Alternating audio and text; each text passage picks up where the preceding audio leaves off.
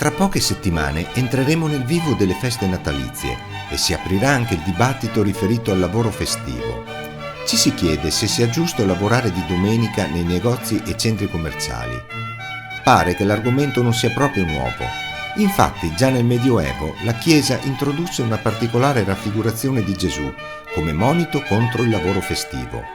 È il Cristo della Domenica, affresco rarissimo in Italia. Un esemplare è presente nella Pedemontana Trevigiana, nell'antica pieve di San Pietro di Feletto.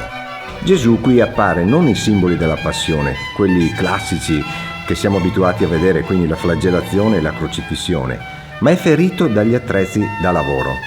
Pinze, tenaglie, pialle, seghe da falegname. È un aspetto unico e misterioso. Questa insolita raffigurazione era rivolta verso un popolo che risultava allora per buona parte analfabeta.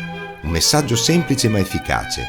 Cristo resta ferito dal lavoro compiuto di domenica.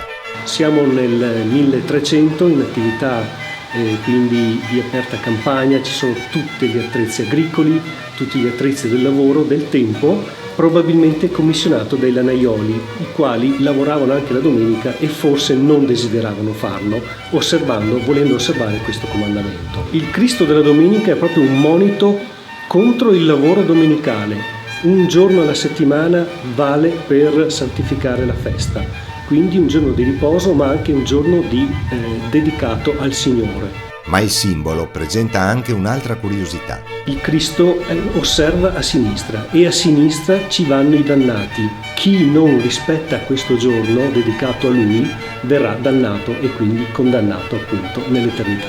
Dopo 7 secoli quest'opera è ancora attuale quindi. Il dibattito sul lavoro festivo è un tema antichissimo e ancora aperto.